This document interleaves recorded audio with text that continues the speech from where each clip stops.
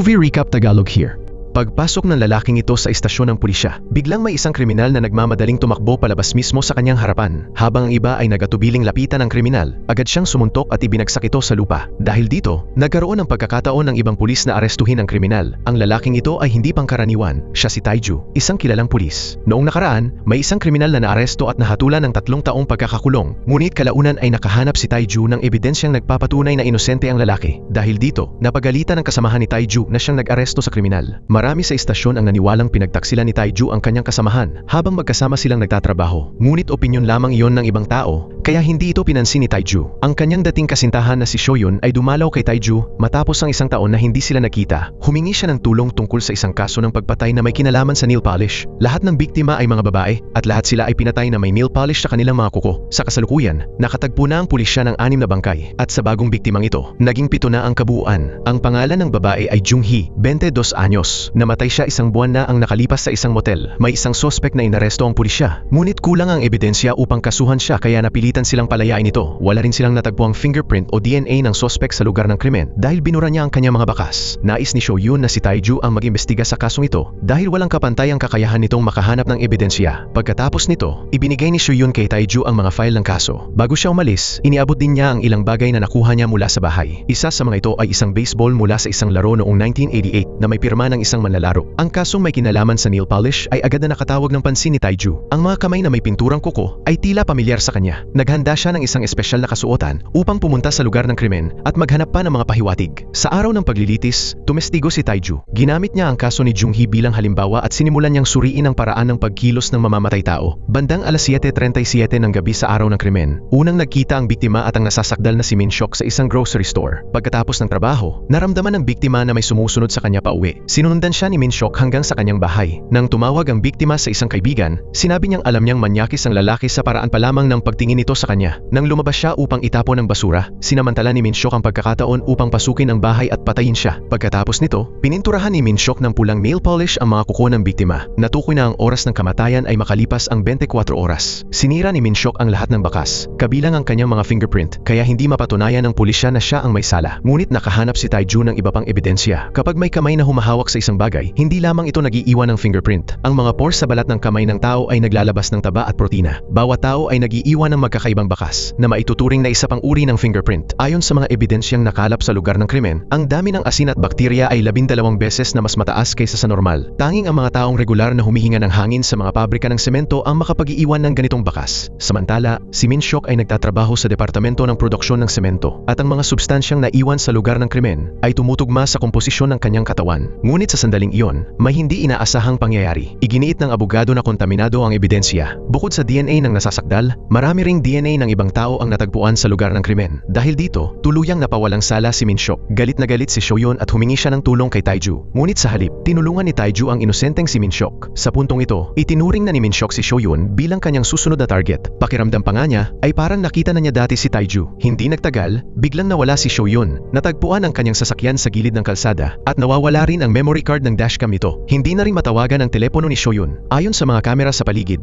dumaan si Min-shok sa lugar mga 30 minuto bago iyon. May natanggap ding mensahe si Taiju mula kay Shoyun sa kanyang telepono. Sinabi niya na tama ang hinala ni Taiju. May ibang tao na lihim na kumokontrol kay Min-shok. Sa oras na iyon, nakatanggap ang pulisya ng ulat na dumaan ang kotse ni Min-shok sa Seoul Toll Booth bandang alas 9:31 ng gabi. Ngunit nang matagpuan nila ang sasakyan, wala silang nakitang tao sa loob nito. Sinabi ni Taiju na hindi pa matagal na naroon si Min-shok, kaya hindi pa ito maaaring nakalayo. Agad na kumalat ang mga pulis at naghanap sa iba't ibang direksyon. Nakakita si Taiju ng isang bahay na may nakapaskil na karatulang Sung Indo, number 427. May krus at kampana sa pintuan. Habang papasok na sana si Taiju, may narinig siyang sigaw na natagpuan na raw si Min-shok. Agad siyang humabol at nahuli si Min-shok. Tumanggi si Min-shok na sabihin kung saan nakakulong si Shoyun. Habang nagkakagulo sila, biglang naalala ni Min-shok kung saan niya unang nakilala si Taiju. Ngunit walang maalala si Taiju tungkol sa kanya. Sa sandaling iyon, may baril na itinapat sa ulo ni Taiju. Dahil dito, nakatakas si Min-shok. Nang tangkain ni Taiju na lumaban, nagpaputok Puputok ang umatake. Bumagsak si Taiju sa lupa at pilit na gumapang papunta sa kanyang sasakyan. Huminto ang radyo ng kotse sa 198.8. Biglang nagising si Taiju sa isang kakaibang lugar. Isang lalaking may suot na salaming pang-araw ang nagsabing bigla raw sumulpot si Taiju sa harap ng kanyang sasakyan. Kahit nabangga siya, maswerte raw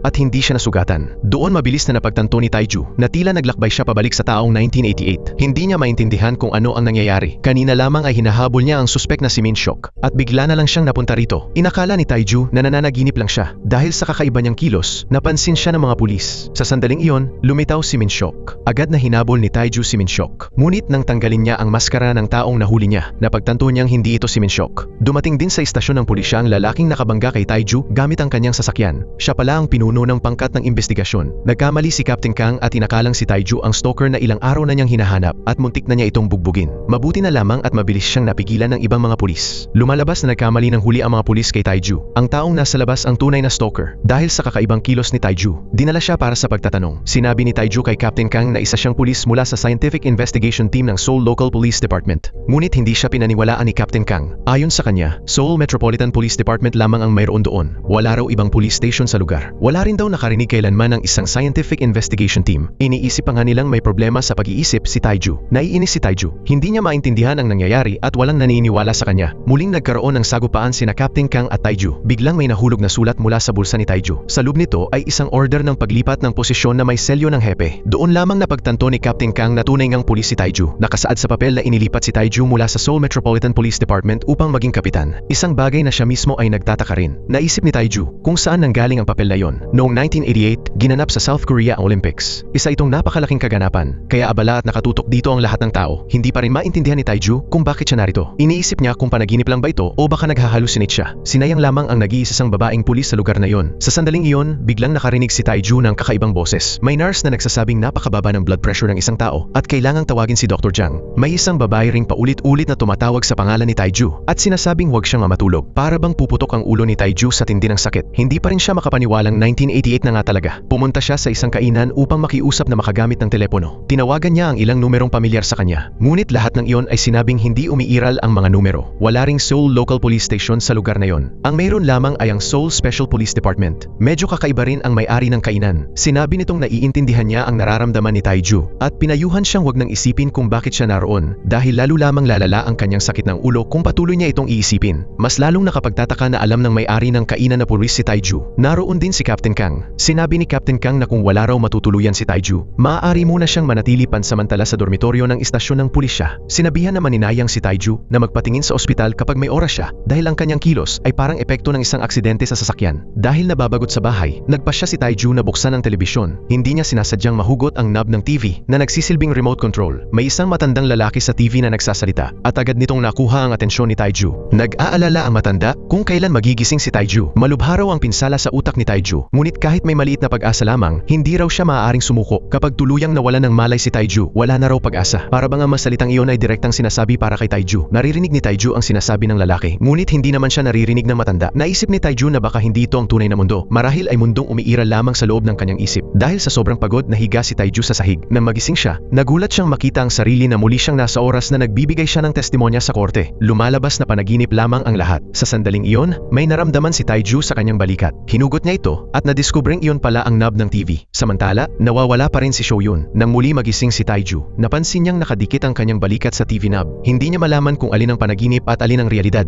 Biglang pumasok si Captain Kang sa bahay at sinabing may bagong kaso. Kailangan daw agad mag-ayos ni Taiju at pumunta sa lugar ng krimen. Ang biktima ay isang empleyada ng isang tindahan ng tsaa na kamakailan lamang nawala. Nagulat si Taiju nang makita ang bangkay na may pulang nail polish sa mga kuko. Posible bang talagang naglakbay siya pabalik sa taong 1988 dahil lamang sa kasong may kinalaman sa nail polish? Napakakaiba ng mamamatay tao. Pinatay nito ang babaeng mahal niya. Mabilis na inasikaso ni Captain Kang ang kaso. Buong kumpiyansa niyang sinabi na nagpakamatay ang babae. Ngunit sa isang tingin pa lamang, alam na ni Taiju na pinatay ang babae at itinapon lamang doon ang kanyang katawan. Pinaghinalaan niyang may kaugnayan ito sa mga kasong nail polish sa hinaharap dahil ang mga kuko ng biktima ay pininturahan din ng pula. Ngunit noong panahong iyon ay wala pang mga security camera, kaya ang tanging mapagkukunan nila ng mga pahiwatig ay ang resulta ng autopsy. Isinagawa ang autopsy sa isang medikal na istasyon sa isang bukid. Mas lalo nitong pinaghinalaan si Taiju. pinatunayan ng resulta na isa nga itong kaso ng pagpatay. Naghinala si Taiju sa mga puting marka na parang chok sa kamay ng biktima. Ngunit aabutin pa raw ng 3 araw bago ito mapatunayan. Hindi napigilan ni Taiju na banggitin ang DNA at nagtaka ang iba kung ano yon. Pinuri pa ng doktor ang kaalaman ni Taiju. Noong 1988, ang Estados Unidos lamang ang may teknolohiya para sa DNA testing. Kung ipapadala ang bangkay sa US para sa pagsusuri, aabutin ito ng 3 buwan. Dahil wala nang ibang pahiwatig na nakuha mula sa autopsy, kinailangan nilang simulan muli ang investigasyon mula sa simula. Ayon sa may-ari ng tindahan ng tsaa, kilalang tao si Lee. Marami siyang customer at maraming lalaking nanliligaw sa kanya. Sa ikalawang araw, matapos mawala si Lee, isa sa mga nanliligaw niya ang biglang nagbitiw sa trabaho. Dito nagsimulang umusad ang kaso. Nakipagkita ang pulisya sa lalaking empleyado. May dati na siyang kaso ng panghaharas sa mga babae. Naniniwala si Captain Kang na malamang nauulit ito sa paggawa ng krimen. Nang malapit na siyang bugbugin ni Captain Kang, may napansin si Taiju na kakaiba. Nasugatan pala ng sewing machine ang kamay ng lalaki. Matigas ang kanyang mga daliri at mahirap ibaluktot ang mga ito. Kahit ang pagkain ay kailangan niyang paghirapan, kaya mahirap paniwala ang kaya niyang patayin ang biktima. Dahil dito, kinailangang baguhin ng pulisya ang direksyon ng kanilang investigasyon. Lahat ng taong may kaugnayan kay Lee ay inimbitahan upang tumulong sa investigasyon. Ngunit wala pa ring natuklasan ng pulisya. Isang gabi, mag-isa lamang napunta si Taiju sa lugar ng krimen. Nagkataon namang naroon din si Captain Kang. Madalas daw bumabalik ang mga kriminal sa lugar ng krimen. Pareho nilang naisip ang posibilidad na yon, kaya dali-dali silang pumasok upang mahuli ang kriminal. Ngunit nang makita nila kung sino iyon, lumabas na si Officer Nayang lamang pala. Bagamat hindi siya gaanong pinapahalagahan sa istasyon ng pulisya, kaya niyang suriin ang kilos ng mga kriminal mula sa perspektibo ng psikolohiya. Napansin din niya ang kakaibang anyo ng mga bakas ng dugo sa pinto. Mula dito, maaari niyang matukoy kung sanay na kriminal ang gumawa nito. Ang mga madalas gumawa ng krimen ay hindi nag-atubiling umatake ng harapan sa kanilang biktima. Ngunit ang mukha ni Lee ay napakalinis. Naniniwala si Nayang na isinandal ng salarin ang biktima sa pinto dahil nais nitong pagmasdan ang kanyang mukha. Para bang talagang nagustuhan ng mamamatay tao si Lee. Ngunit dahil hindi niya ito makuha, ang kanyang pagmamahal ay nauwi sa matinding galit.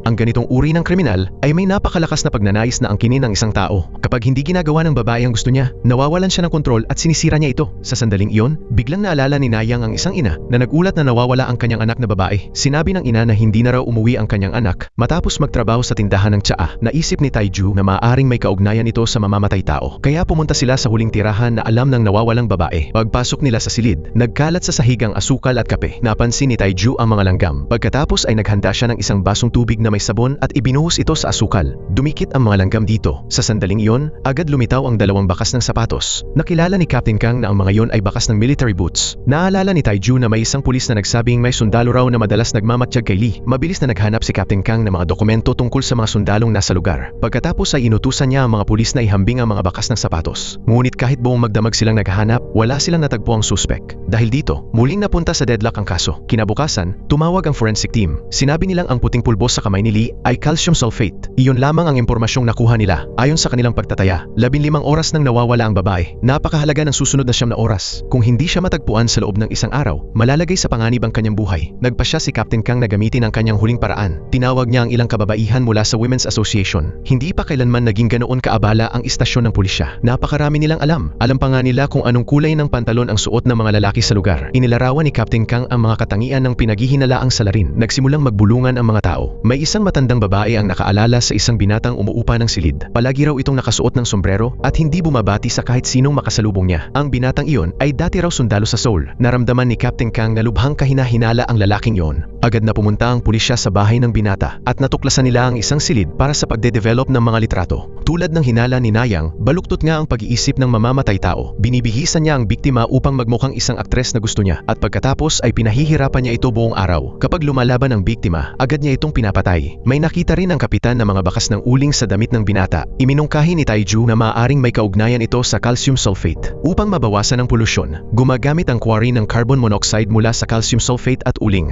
Sa wakas ay nagdugtong-dugtong ang mga pahiwatig sa kaso. Agad na pumunta ang pulisya sa pinakamalapit na minahan ng uling upang hanapin ang lalaki. Natuklasan ni Captain Kang ang isang lihim na silid. Sa labas nito ay may tambak ng calcium sulfate. Tahimik na pumasok ang dalawa sa basement at nakakita ng martilyong may nakadikit na ketchup. Nang ikumpara nila ito sa litrato, natukoy nila ang eksaktong lugar. Ngunit hindi pa rin nila makita ang nawawalang babae. Sinira ni Captain Kang ang kandado ng isang silid. Nakita niya ang 2 paa na nakausli mula sa ilalim ng kumot. Binuksan nila ito at nakumpirmang iyon nga ang nawawalang babae. Sa sandaling iyon, dumating ang kriminal. Hinabol nila ito ng ilang sandali at sa wakas ay nahuli rin. Nagdiwang ang pangkat ng investigasyon dahil nalutas na ang kaso. Ngunit hindi masyadong masaya si Taiju. Madalas niyang makita sa mga salarin dito ang mukha ni Minshok. Habang nasa makabagong panahon, si Taiju ay sumasailalim sa agarang gamutan at patuloy na naririnig ang boses ng doktor. Minsan pa nga, nakikita Nakikita niya ang kanilang mga anino. Paulit-ulit siyang sinasabihan ng doktor na huwag sumuko at napanaginip lamang ang lahat. Samantala, sa isang nayon sa South Korea noong 1988, bumagsak ang pinuno ng baryo sa tabi ng ilog. Ilang taon na ang nakalipas mula nang sumailalim siya sa operasyon sa puso. Sa una, napagpasyahan ni Captain Kang na ang pinuno ng baryo ay namatay dahil sa atake sa puso. Ngunit hindi sang-ayon si Taiju. Naniniwala siyang ito ay isang kaso ng pagpatay. Nagtaka siya kung may kaugnayan ba sa insidente ang perang 10,000 won na nakita sa lupa at ang scarf na natagpuan hindi kalayuan doon.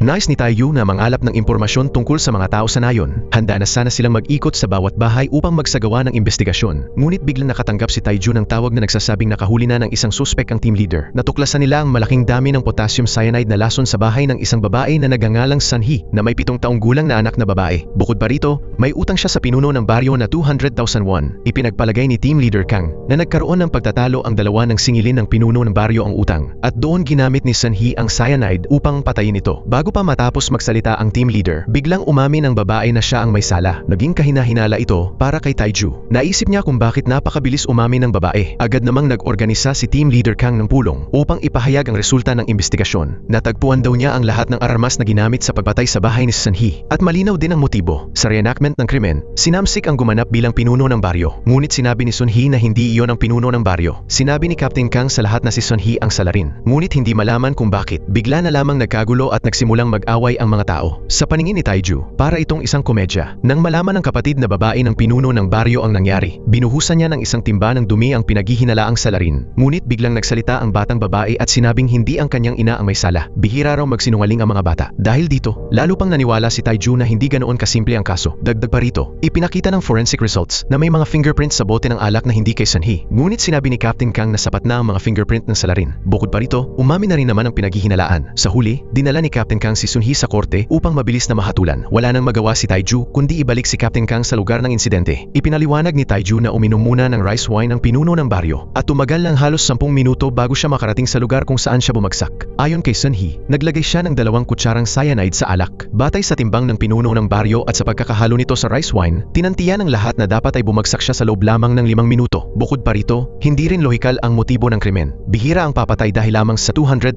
won. At tulad ng inaasahan, nang tanungin ni Taiju si Sunhee kung magkano ang eksaktong halaga ng utang niya at kung kailan niya ito hiniram, hindi siya makapagbigay ng tiyak na sagot. Patunay na nagsisinungaling siya. Binigyan ni Captain Kang ng 1,000 won ang anak ni Sunhee at sinabing bumili ito ng candy. Ngunit nang makita ng bata ang pera, bigla siyang natakot at nagsimulang umiyak. Pagkatapos nito, naghiwa-hiwalay ang mga pulis upang mangalap ng impormasyon mula sa mga taga-nayon. Pumunta sina Taiju at Nayang sa bahay ni Sunhee. May isang litrato roon na agad nakatawag ng kanilang pansin. Lumabas na ang scarf na natagpuan sa lugar ng krimen at sinabing kay Sunhee ay sa kanyang anak pala. Bigla namang tumakbo si Yang Ju. Inagaw ang litrato at tumakbo papunta sa bahay ng pinuno ng baryo. Doon, inaalagaan ng anak ng pinuno ng baryo ang kanyang may sakit na ina. Mula nang mamatay ang kanyang ama, lalo pang lumala ang karamdaman ng kanyang ina. Tumawag ang forensic team at iniulat na may marka ng kagat ng isang 7 taong gulang na bata sa itaas na braso ng pinuno ng baryo. Agad na pagpasyahan ni Taiju at Captain Kang na naroon din si Yang Ju sa lugar ng insidente kasama ang kanyang ina. Niyakap ng pinuno ng baryo ang bata, kaya siya nakagat sa braso. Upang lubos na maunawaan ang nangyari, nagpasya si Taiju na muling imbestigahan si Sunhee. Ipinilit pa rin itong alam niya ang masasamang gawain ng pinuno ng baryo at nilagyan niya ng cyanide ang rice wine upang lasunin ito. Ngunit tumanggi si Taiju na paniwalaang si Sunhee ang tunay na salarin. Napansin niya ang maraming kahina-hinalang detalye sa kaso. Pagkatapos nito, sinuri niyang muli kasama si Nayang ang mga ebidensya. Nang muli nilang pakinggan ang pag-amin ni Sunhee, sa wakas ay natuklasan nila ang isang kahina-hinalang detalye. Palagi niyang iniiwasang sagutin ang mga tanong na may kinalaman sa kanyang anak. Naniniwala si Yang Ju na hindi masamang tao ang kanyang ina. Ngunit kapag tinatanong siya ng direkta, nananatili siyang tahimik. Ayon kay Nayang, para itong isang kasunduang nagpoprotektahan sila sa isa't isa.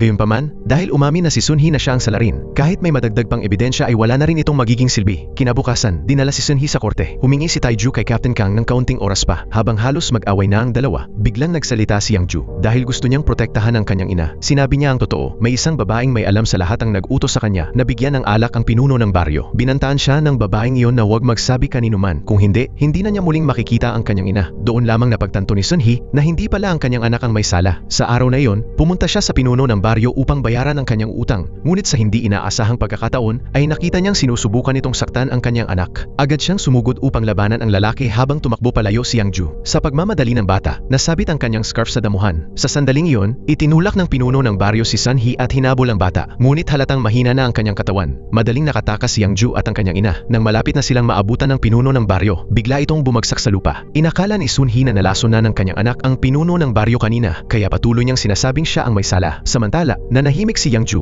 dahil gusto niyang protektahan ang kanyang ina. Naisip ni Taiju kung sino ang babaeng nagbigay kay Yang Ju ng bote ng alak. Sa huli, lumabas ang katotohanan. Ang tunay na salarin ay ang anak ng pinuno ng baryo. Agad na pumunta ang pulisya sa kanilang bahay. Ngunit kahit saan sila maghanap ay hindi nila makita ang babae. Sinabi ng kapatid ng pinuno ng baryo na si Sunja ay nagmadaling umalis kahapon at isinama ang kanyang ina pabalik sa kanilang probinsya upang magpagaling. Sa loob ng bahay, hindi lamang cyanide ang natagpuan ng pulisya. Nakakita rin sila ng isang tuyong bangkay na nakatago sa loob ng aparador. Isang taon na ang nakalipas mula nang maparalisa ang asawa ni Sunja. Sinabi niya sa lahat na dinala niya ito sa kanilang probinsya upang magpagaling. Malaki ang posibilidad na ang bangkay na yon ay ang kanyang asawa. Ipinakita ng autopsy na namatay ang biktima dahil sa hirap sa paghinga na nauwi sa paghinto ng puso. Bukod pa rito, matagal din itong nakaranas ng malnutrisyon. May nakita ring maliit na dami ng bleach sa katawan ng biktima. Bagaman hindi agad namatay ang biktima, ang matagal na pagkalason ay maaaring magdulot ng panganib sa buhay. Ipinaliwanag ni Taiju na ang karaniwang bleach sa bahay ay naglalaman ng chlorine gas. Posibleng ang sanhi ng paghinto ng puso ay ang matagal na pag-inom ng bleach. Unti-unting lumalabas ang katotohanan. Sa investigasyon, napag-alamang matapos mag-asawa si Sunja ay nakipagrelasyon siya sa isang ahente ng insurance upang mapanatili ang atensyon nito. Bumili pa siya ng maraming mamahaling bagay para sa lalaki. Nang maubos ang pera sa kanilang bahay, nagplano silang dalawa na kumita ng malaking halaga. Bumili si Sunja ng maraming insurance policy para sa kanyang asawa. Pagkatapos nito, araw-araw niyang pinaiinom ng bleach ang lalaki upang unti-unti itong mamatay. Dahil dito, nakakatanggap si Sunja ng buwanang bayad mula sa insurance. Dahil sa madaling pagkakakitaan, lalo pang lumaki ang kanyang kasakiman. Nagkaroon pa sila ng matinding pagtatalo ng kanyang ama tungkol sa mana ng taniman ng prutas. Pagkatapos noon, minanipula niya si Yang Ju upang painumin ng lasong alak ang kanyang ama. Ngayon, ang pinakamahalagang gawain ay ang paghahanap kay Sunja. Sinabi ng kasintahan ni Sunja na hiniram nito ang kanyang sasakyan kahapon. Nagdala rin ito ng pagkain at tubig na parabang balak nitong maglakbay ng malayo. Ngunit hindi niya alam kung saan ito pupunta. Biglang naisip ni Taiju at Captain Kang ang taniman ng prutas. Sa loob ng bahay, naglalagay si Sunja ng kung ano sa mangkok ng lugaw ng kanyang ina. Biglang sumugod ang pulisya at inaresto ang masamang babaeng ito. Totoo ngang kapag nabubulag ang tao sa pera, kaya niyang gawin ang kahit anong krimen. Makalipas ang ilang panahon, may isa na namang bagong kaso. Isang lalaki ang biglang tumakbo palabas ng isang pampublikong paliguan na naka-underwear lamang. Dalawang pulis din ang tumakbo palabas ng paliguan sa parehong ayos. Lumalabas na hinahabol nila ang isang kriminal na dalubhasa sa pag-atake sa matatanda. Hindi inaasahang nauwi ito sa parang isang mahabang takbuhan. Nanguna sina Captain Kang at Taiju, habang kasunod naman sina Yongji at Namsik. Hinagisan ng kriminal ng tuwalya si Captain Kang at tumama ito sa kanyang mukha. Tumalo ng mataas si Yongji at naghagis ng upuan patungo sa kriminal. Ngunit sa kasamaang palad ay si Taiju ang tinamaan nito sa ulo. Pagkakita nito, hinubad ni Namsik ang isa sa kanyang tsinelas at ibinato sa kriminal. Ngunit sumablay ito. Nang pumasok ang kriminal sa isang eskinita, naghagis siya ng piraso ng uling sa mukha ni Captain Kang, dahilan upang pansamantala itong mabulag. Sa dulo ng eskinita ay wala ng labasan. Sinamantala ni Taiju ang pagkakataon. Pinaikot niya ang braso ng kriminal at idiniin ito sa pader hanggang sa tuluyang mapasuko. Tumakbo si Captain Kang at sinipa ang kriminal dahil sa lakas ng loob nitong saktan siya. Ang pangalan ng kriminal ay si Kwangsu. Kilala si Kwangsu sa paggawa ng krimen sa mga palikuran at mga istasyon ng bus. Karaniwan niyang target ang mga matatandang babae. May mga saksi na nagsasabing madalas makita si Kwangsu sa labas ng mga palikuran, ngunit matapang niya itong itinatanggi. Galit na galit si Captain Kang sa lalaking ito na walang kahihiyang nagnanakaw at nananakit ng matatanda. Matigas namang ipinipilit ng kriminal na hindi naman niya mga lola ang mga yon. Sa sobrang galit ni Captain Kang, ay gusto na niya itong bugbugin, ngunit agad siyang pinigilan ni Taiju. May kapal pa ng mukha ang lalaking ito na sabihing ipakita muna sa kanya ang ebidensya at ang warrant of arrest. Ayon sa tamang proseso, wala silang karapatang saktan siya. Ito ang unang pagkakataon na nakatagpo si Kang ng isang kriminal na ganoon kaalam sa batas. Pagkatapos nito, nagtalo sina Captain Kang at Taiju kung paano haharapin ang kriminal. Biglang naalala ni Taiju ang nangyari sa interogasyon. Sinabi ni Captain Kang na may ebidensya siya laban kay Kwangsu, ngunit hindi pa niya ito makuha. Kaya agad siyang pumunta sa evidence room. Eksakto ito sa hinala ni Taiju. Nag-iimbento ng ebidensya sina Captain Kang at Namsik. Balak gamitin ito upang mapakulong si Kwangsu. Ngunit si Taiju ay isang taong napakaingat at sistematiko. Nauwi sa matinding pagtatalo ang dalawa dahil sa kanilang hindi pagkakasundo at tumigil lamang sila nang dumating si Detective Kim. Pagkatapos nito, dumating ang abogado at dinala si Kwangsu. Kinabukasan, iniulat sa telebisyon na may isang pulis na inaresto dahil sa paggawa ng pekeng ebidensya. Galit na galit si Captain Kang at agad niyang inutusan ang kanyang mga tauhan na patayin ang TV. Eksaktong dumating si Namsik at sinabi na ayon sa Article 2013, Section 3 ng batas, ang paggawa ng pekeng ebidensya ay may mabigat na kaparusahan. Agad namang pinaalis ni Captain Kang si Namsik. Pagkalipas ng ilang araw, may isa na namang kaso. Ang biktima ay isang single mother. Pagkatapos matanggap ang ulat, agad na pumunta si Taiju sa pinangyarihan. Noong una, akala ni Taiju ay isang karaniwang kaso lamang ng pananakit. Ngunit sa hindi inaasahang pagkakataon, kabilang si Kwangsu sa mga sospek. At ang single mother pala ay isang mababang ranggong utusan sa istasyon ng pulisya. Nagalit ng husto si Captain Kang. Kinaladkad niya si Taiju upang ipakita ang magiging resulta ng sobrang pagsunod sa tamang proseso.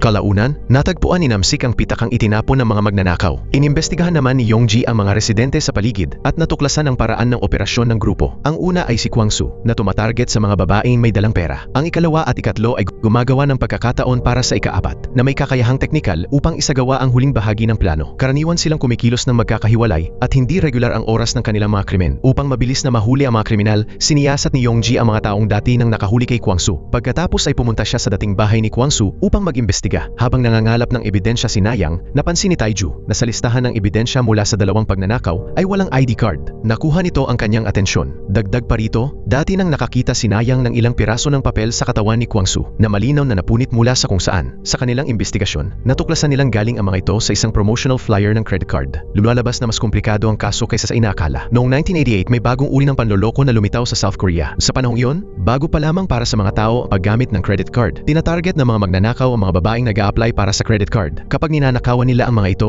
kinukuha rin nila ang ID card at credit card ng biktima. Matapos i-report ng mga biktima na nawala ang kanilang mga dokumento, ang mga kriminal naman ang nag-a-apply ng kapalit. Sa panahong iyon, hindi kailangan ng kumpirmasyon mula sa tunay na may-ari ng card. Sapat na ang ID card. Dahil dito, nakaisip si Captain Kang ng isang plano. Nagkunwari si Nayang na kukuha ng credit card. Pumunta siya sa supermarket upang mamili ng mga grocery na agad namang nakaakit ng atensyon ng mga magnanakaw. Napaka-epektibo ng taktikang ito. Mabilis silang nahulog sa bitag. 5 pulis at isang grupo ng mga kriminal ang sabay-sabay na nasa escalator. Abang papalapit na ang kriminal upang umatake, biglang napasigaw si Namsik nang hindi sinasadya. Naramdaman ng kriminal na may mali at agad siyang tumakas. Ngunit nakita ni Captain Kang si Kwangsu. Matapos silang maghabulan sa halos isang dosenang kalye, napalibutan si Kwangsu ni na Captain Kang at Taiju. Wala nang matatakbuhan si Kwangsu. Ngunit sa hindi inaasahang pangyayari, ginawa niyang hostage si Nayang. Sa kabutihang palad, napakahusay ni Nayang. Sa isang galaw lamang, agad niyang napabagsak si Kwangsu. Mabilis ding natapos ang insidente. Sunod-sunod namang dumating sina Yongji at Namsik. Agad silang pinagalitan ni Captain Kang. Dalawang lalaki, hindi man lang nakapantay sa isang babae. Sa istasyon ng pulisya, tuluyan nang umamin si Kwangsu sa lahat. Isang pagkakataon, nagsagawa ng operasyon ang Southern Police Department. Inimbestigahan nila ang mga lugar na nagbebenta ng nakaw na mga gamit. Sa isa sa mga tindahan, hindi sinasadyang natagpuan nila ang isang singsing na ninakaw mula sa isang biktima. Sa sandaling yon, may narinig silang ingay sa labas ng pinto. Agad na pinabagsak ni Captain Kang ang empleyado ng tindahan at sinuntok ito.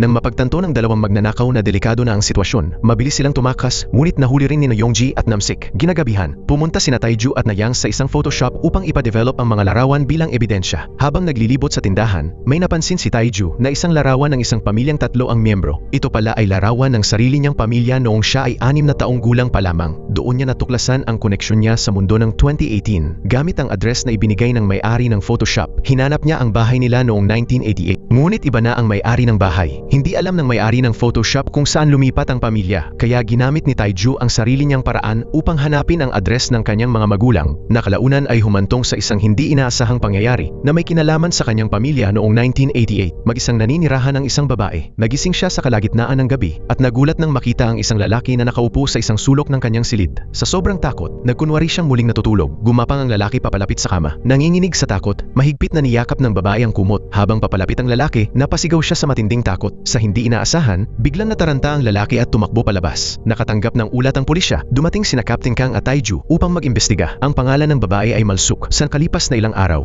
hindi maganda ang kanyang pakiramdam at madalas siyang magising sa kalagitnaan ng gabi na nakikita ang isang lalaki. Napansin din niya na ang mga damit na nakasabit sa hanger ay maayos na nakatiklop at nailagay sa drawer. Ang kanyang mga kosmetiko ay inayos din. Higit pa rito, wala namang ninakaw sa kanyang bahay. Sinuri ni na Captain Kang at Taiju ang paligid. Natuklasan nila na nasugatan ng lalaki habang tumatakas at nag-iwan ito ng mga bakas ng dugo. Nagkaroon tuloy ng bagong direksyon ang kaso. Kailangan na lamang nilang ihambing ang sample ng dugo na iyon sa mga blood sample ng mga pinaghihinalaang manyak upang makahanap ng bakas. Natapos na ang paunang investigasyon at pangangalap ng ebidensya. Binuksan ng hipag ni Malsuk ang pinto upang ihatid ang mga bisita palabas. Siya pala ang ina ni Taiju, ngunit hindi nila kilala ang isa't isa. Nagulat si Mion nang malaman na kapareho ng pangalan ng kanyang anak ang pangalan ni Taiju. Hindi kayang sabihin ni Taiju na siya ang anak nito mula sa hinaharap. Sinumang makarinig nito ay tiyak na iisipin na may problema sa pag-iisip si Taiju. Sa istasyon ng pulisya, sinusuri ni Nayang ang mga kaso sa nakalipas na 4 na buwan, ngunit wala pa rin siyang nakitang anumang bakas. Sinabi ni Taiju na hindi nila matukoy ang motibo ng lalaki dahil matagal itong nakaupo sa silid ng biktima nang walang ginagawa. Tahimik lamang nitong tinitingnan ang biktima at inaayos ang silid. Posibleng may problema ito sa pag-iisip. Pagkatapos nito, kinapanayam ng pulisya ang ilang taong may kriminal na record upang maghanap ng mga pagkakapareho. Ngunit sa huli ay wala pa rin silang nakuha pang karagdagang bakas tungkol sa suspek. Nang umabot sa wala ang investigasyon, nakatanggap ng tawag ang pulisya. Isang dalagang mag-isa lang nakatira ang sangkot sa insidente. Habang natutulog siya, biglang may humila sa kumot niya mula sa kama. Napamulat siya at dahan-dahang tumingin pababa. Laking gulat niya nang makita ang isang lalaki na nagtatago sa ilalim ng kama at hinihila ang kumot niya. Kinabukasan, iniulat ng dalaga ang nangyari sa Southern Police Department. Noong Noong mga sandaling iyon, takot na takot siya na baka bigla siyang atakihin, kaya mahigpit na lamang niyang ipinikit ang mga mata niya upang kahit papaano ay mabawasan ang takot. Dahil dito, hindi niya malinaw na nakita ang mukha ng lalaki. Nang mapansing hindi siya gumagalaw, nagpatuloy ang lalaki sa paglalaro sa buhok niya. Pagkatapos ay hinawakan nito ang kamay ng dalaga na nanginginig ng hindi mapigilan. Ang pangalan ng dalaga ay Malsuk. Nang makauwi siya mula sa trabaho, nakatanggap siya ng isang kakaibang tawag sa telepono. Ibinaba agad ng tumawag ang linya bago pa man magsalita. Nang uminom si Malsuk ng gamot sa sipon, napansin niyang maayos na nakatiklop ang kanyang mga damit at nakalagay sa ibabaw ng kama. Sa una, inakala niyang bumisita ang kanyang ina, ngunit hindi pala. Araw-araw siyang nabubuhay sa takot at matinding psikolohikal na trauma. Unti-unti, natakot na siyang pumasok sa trabaho at makisalamuha sa ibang tao. Nang ihambing ng pulisya ang dalawang kaso, napagtanto nilang ang lalaking ito ay walang pakiramdam o empatiya. Tumatawag lamang siya upang tiyakin kung nasa bahay ba ang dalaga o wala.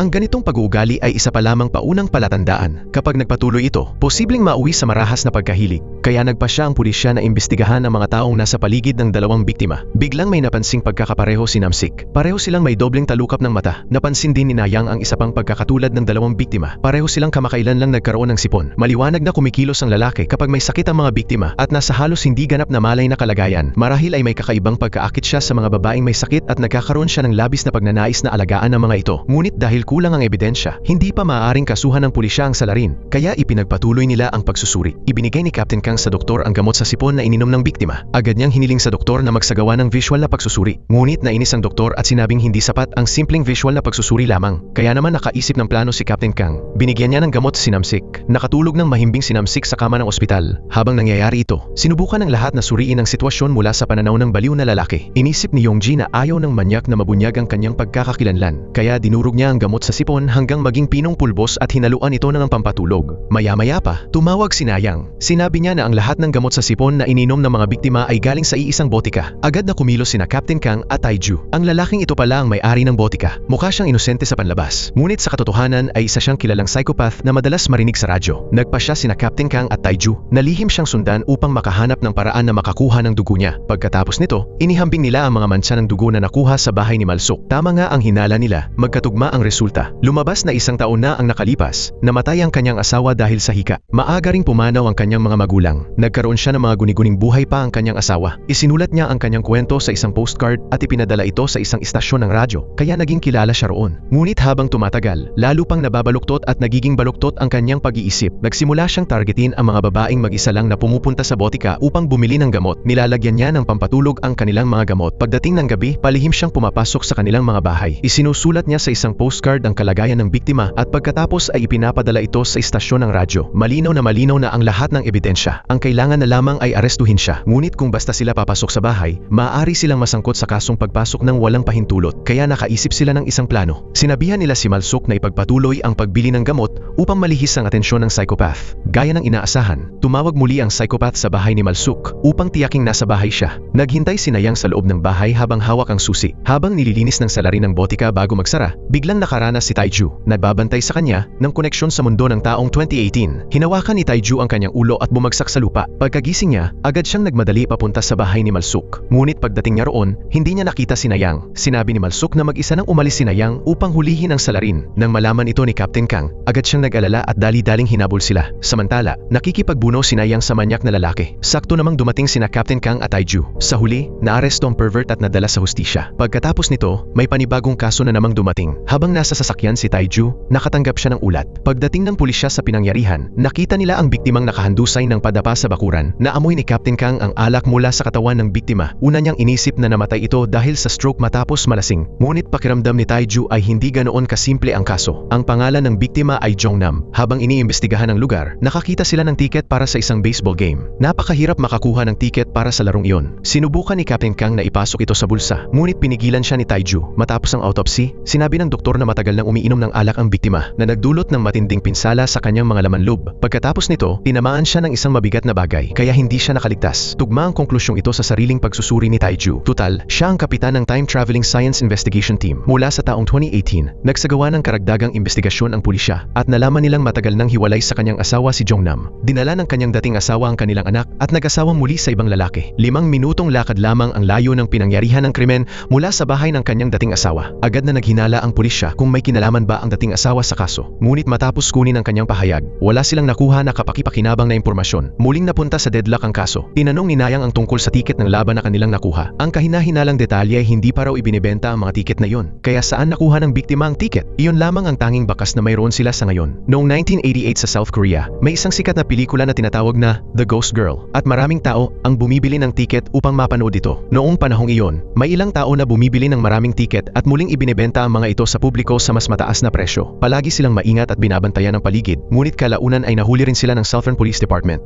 Tinakot ni Captain Kang ang nagbebenta ng tiket at agad itong umamin sa lahat. Ayon sa kanya, lahat ng tiket ay hawak ng isang lalaking nagngangalang Wanam, isang mataas na manager sa kumpanya ng pamamahagi ng pelikula. Siya ang nagtakakda na ang pinaka-in-demand na mga tiket ay maaari lamang ibenta sa mismong araw ng bentahan. Ipinakita ni Taiju sa nagbebenta ng tiket ang larawan ng biktima at agad niya itong nakilala. Hindi inaasahan na magkasabwat pala sina Jongnam at Wanam, kaya nakaisip si Captain Kang ng plano upang mailabas ang isa pang lalaki. Humingi siya ng pabor sa nagbebenta ng tiket. Makalipas ang ilang araw, inayos ng nagbebenta ng tiket ang isang pagpupulong kay Wanam. Dahil sa mainitin ang ulo ni Captain Kang, si Taiju ang haharap kay Wanam upang makipag-usap. Sinabi ni Taiju na gusto niyang bumili ng 1,000 tiket upang mahuli si Wanam sa bitag. Ngunit napakatuso ni Wanam at nakaramdam agad na may mali. Nagkunwari siyang may sakit at sinubukang umalis. Sa sandaling iyon, pumasok si Nayang na maayos at maganda ang ayos ng pananamit na pumigil sa kanyang pag-alis. Ngunit nag-alala si Taiju para kay Nayang. Lumabas siya upang tanungin si Captain Kang kung bakit niya pinayagan si Nayang na gawin iyon. Ipinaliwanag ni Captain Kang na limitado ang kanilang pondo. Maraming panloob na usapin sa kanilang pulisya ang kailangang resolbahin sa loob lamang ng kanilang hanay. Bukod pa rito, dahil si Nayang mismo ang nagboluntaryo, wala siyang ibang magawa kundi payagan siya. Pagkarinig nito, wala nang nagawa si Taiju kundi tanggapin ang sitwasyon. Bigla na lamang nilang narinig ang malakas na sigaw ni Nayang mula sa loob ng silid. Agad na tumakbo papasok ang dalawa at nakita nilang sinampal ni Wanam si Nayang. Ayaw na sanang patulan ni Taiju ang halang na lalaki, ngunit mabilis siyang pinigilan ni Captain Kang. Kaagad pagkatapos, pinabagsak ni Nayang sa sahig ang malaking lalaki at nawalan ito ng malay. Sa panahon ng interogasyon, napansin ni Captain Kang na ang relo ni Wanam ay eksaktong kapareho ng relo ni Jongnam. Lumalabas na may isang nagbebenta ng relo na nagbigay sa kanilang dalawa ng tig-isang relo habang magkasama silang umiinom sa isang mesa. Noong panahong iyon, nagpa siya si Jongnam na magbitiw sa kanyang trabaho. Dahil dito, nagkaroon ng pagtatalo sina Jongnam at Wanam. Ngunit wala namang ideya si Wanam na pinatay na pala si Jongnam ni Kim. Hindi rin tiyak ang kinaroroonan ng suspek. Maging si Wanam ay hindi alam kung nasaan siya. Ang tanging paraan para mahuli siya ay sa araw ng laban ng baseball. Mabilis na nakilala ang suspek, ngunit napakagulo rin ng lalaking ito. May napansin siyang kakaiba kaya agad siyang bumaba ng sasakyan at nakihalo sa maraming tao upang makatakas. Habang hinahabol siya, ninakaw ni Kim ang isang bisikleta. Buti na lamang at dumating si Captain Kang sakay ng kotse. Tinawag niya si Taiju na sumakay at sabay nilang hinabol ang kriminal. Hindi nila inaasahan na napakahusay pala ng lalaki sa pagbibisikleta. Mahigit 10 kilometro siyang nagbisikleta nang hindi tumitigil. Inalok pa nga siya ni Captain Kang na magpahinga at uminom muna sa loob ng sasakyan. Ngunit napakayabang ni Kim at hindi niya pinansin ang alok ng kapitan ng pulis. Sa huli, nahuli rin ang lalaki. Maayos na natapos ang kasong iyon. Pagkatapos nito, may panibagong kaso na naman. Habang hinahabol ni Taiju at ng kanyang mga kasamahan ang isang grupo ng mga manloloko, hindi inaasahang nakatagpo niya ang kanyang tunay na ama. Biglang naalala ni Taiju ang panahong 6 na taong gulang pa lamang siya. Noon, umalis ang kanyang ama upang magtrabaho sa ibang bansa. Madalas siyang umiyak noon at hinahanap ang kanyang ama. Kaya ngayon, nang muli niyang makita ang kanyang ama, labis na nagulat si Taiju at hindi makapagsalita. Ngunit sa mismong taong iyon din namatay ang ama ni Taiju. Dahil kulang ang ebidensya, hindi siya maaaring kasuhan ng pulisya, kaya pinalaya ang ama ni Taiju. Nagboluntaryo si Taiju na ihatid ito pauwi. Akala ni Taiju noon ay nagtrabaho lang sa ibang bansa ang kanyang ama. Ngunit ang totoo, nanakawan pala ito ng lahat ng pera. Napilitan siyang umupa ng maliit na silid at magtrabaho bilang waiter sa isang bar. Bagkaraan, kumuha ang kanyang ama ng ilang prutas mula sa bar upang iuwi bilang pasalubong sa pamilya. Agad na inagaw ni Taiju ang basket at dinala ang kanyang ama upang bumili ng mas malaki at mas magandang basket ng prutas. Pagkatapos ay sabay silang umuwi. Pagdating nila, inanyayahan ni Malsuk si Taiju na manatili para sa hapunan. Lumalabas na may espesyal na pagtingin siya kay Taiju. Ngunit hindi alam ni Malsuk na pamangkin niya pala ito. Pagkatapos kumain, nagpunta si Taiju upang lagyan ng cold compress ang pulso ng kanyang ina. Sinabi niya na kung nais nitong mabawasan ng tendinitis, dapat itong gamitan ng malamig na pomento. Nagulat si Mion. Ilang beses pa lamang silang nakikita, ngunit alam na agad ni Taiju na may tendinitis siya sa kamay. Kaya dali-daling gumawa ng palusot si Taiju upang maipaliwanag iyon. Sinundan siya ng nakababatang Taiju dahil labis niyang hinahangaan ang mas nakatatandang Taiju. Sinabi ng bata na kapag siya ay lumaki, nais niyang maging isang pulis na kayang humuli ng masasamang tao tulad ng nakatatandang Taiju. Hindi niya alam na ang lalaking iyon ay ang kanyang magiging sarili sa hinaharap. Samantala, isang kawawang dalaga ang brutal na pinaslang. Ngunit kakaiba ang mamamatay tao. Nilagyan niya ng makeup ang biktima at pininturahan ng pulang nail polish ang mga kuko nito. Nakatanggap ng ulat ang Southern Police Department at agad na dumating sa pinangyarihan. Ang pangalan ng biktima ay Jake Yong. Nakapagtataka, siya rin ang babaeng nakatayo sa tabi ng ama ni Taiju sa nakaraang operasyon laban sa gang. Ang kasong ito ay halos kapareho ng kaso ng nail polish murder na nangyari noong 2018. Ang bangungot na matagal nang bumabagabag kay Taiju ay tila nabuo na ang huling piraso. Kinilabutan siya sa kanyang sariling hinala. Posible kayang ang nail polish murderer ay ang sarili niyang ama? Paano magiging mamamatay tao ang isang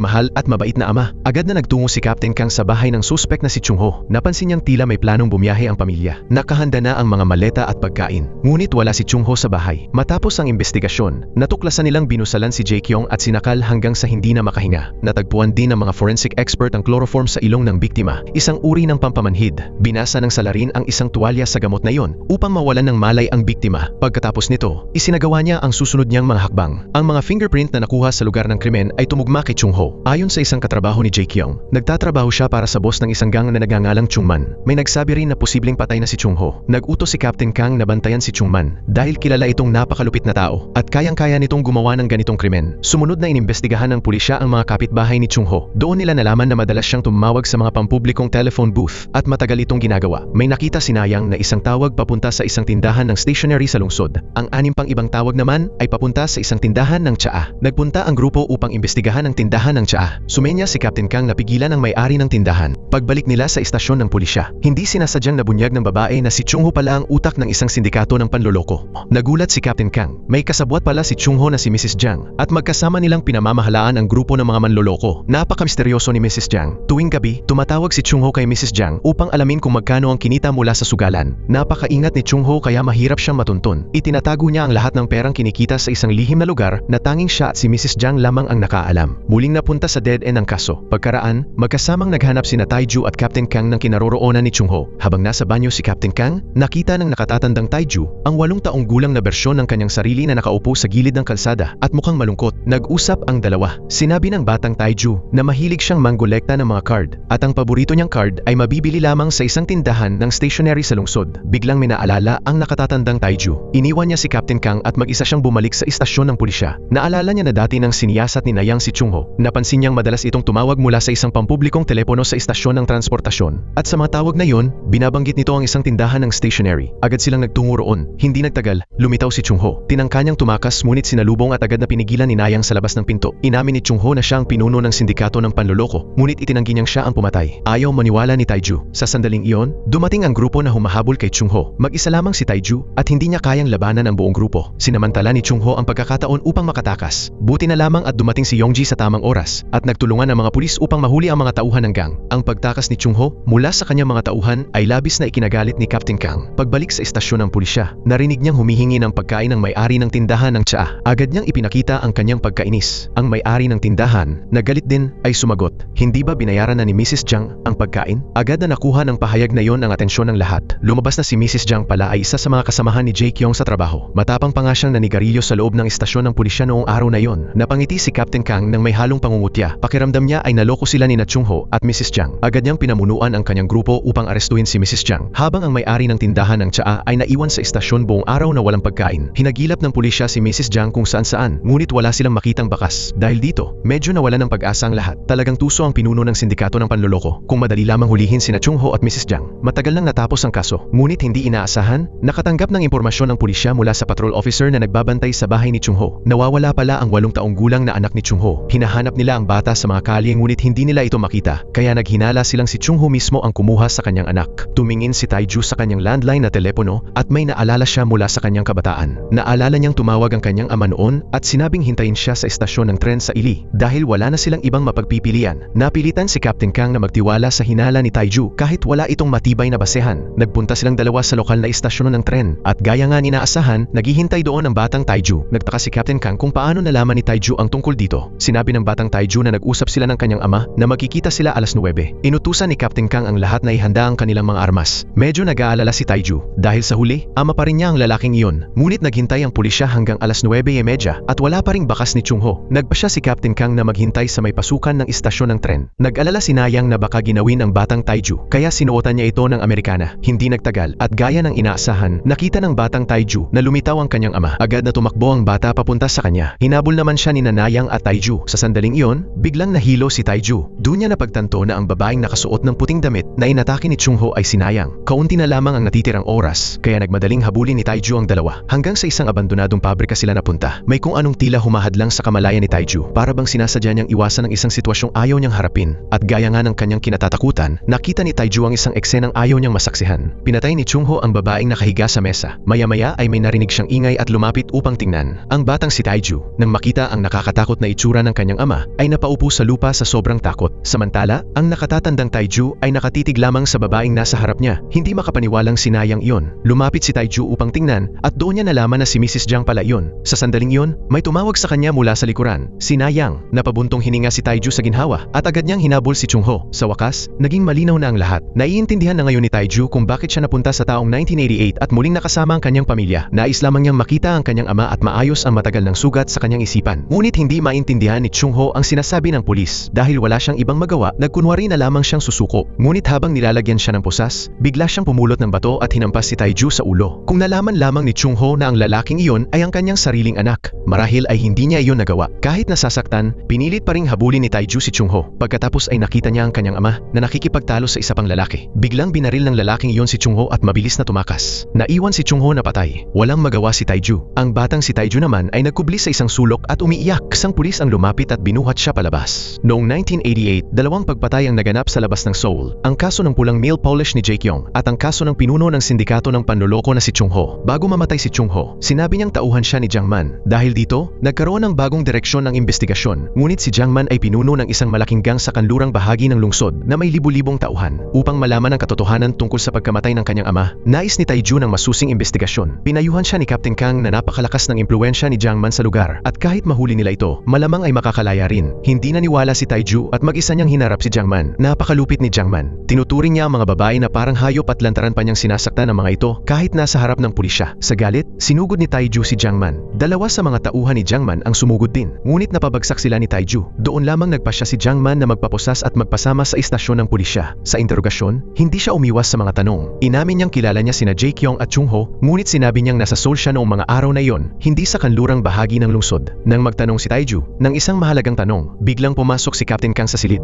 Galit niyang winasak ang recorder at binalaan si Taiju na huwag magpadalos-dalos. Hindi inaasahan, dumating si Dean Kim at iniutos ang agarang pagpapalaya kay Jiang Man. Bago umalis, nagyakap pa ang dalawa na tila magkaibigan. Lalong naging mahirap ang investigasyon. Kinagabihan, sina Taiju at Nayang ay gumawa ng listahan ng mga miyembro ng gang sa kanluran, ngunit wala silang nakitang kapaki-pakinabang na impormasyon. May isang pulis na nagulat na ang kasintahan ni Jiang Man ay inaatake. Agad na nagpunta si Taiju upang tumulong. Maya-maya, inamin ng babae kay Taiju na talagang nagpunta si Jiang Man sa Seoul. Ngunit kinabukasan ay bumalik din ito sa kanluran. Alam na ito ni Taiju. Wala na ring maitutulong pa ang babae dahil mahihirapan siyang manatiling buhay kung lalaban siya kay Jiang Man. Ikinuwento rin niya ang kanyang nakaraan. Dati siyang nakatira sa isang maliit na bayang pangisdaan. Nang umalis siya upang maghanap buhay, nabaon siya sa utang kaya napilitan siyang manatili kay Jiang Man upang mabayaran iyon. Pagkatapos mabayaran ang utang, naisana niyang maging isang designer. Ang scarf na suot niya ay siya mismo ang nagkulay. Biglang nahilo si Taiju. Napagtanto niya na pinahaba lamang ng babae ang usapan upang hintayin ang epekto ng gamot. Dinala niya si Taiju sa isang hotel at doon gumawa ng eksena upang makuhanan sila ng mga kompromisong larawan. Isa iyon sa karaniwang taktika ni Jiang Man. Mabilis na kumalat sa buong istasyon ng pulisya ang balita na nakunan si Taiju ng mga kahihiyang larawan. Ngunit kahit ganoon, naniniwala pa rin si Taiju sa sinabi ng babae na si Jiang Man ay nasa kanlurang bahagi noong panahong iyon. Para kay Captain Kang, tila may problema sa pag-iisip si Taiju dahil pinaniwalaan niya ang mismong taong nag-frame sa kanya. Muling pinuntahan ni Taiju ang babae, ngunit hindi niya binanggit ang tungkol sa mga litrato. Binigyan niya ito ng tiket sa tren at sinabing umalis na sa kanlurang bahagi ng lungsod. Dahil dito, muling natigil ang investigasyon. Habang labis na nababagabag si Taiju, dumating si Nayang na halatang galit.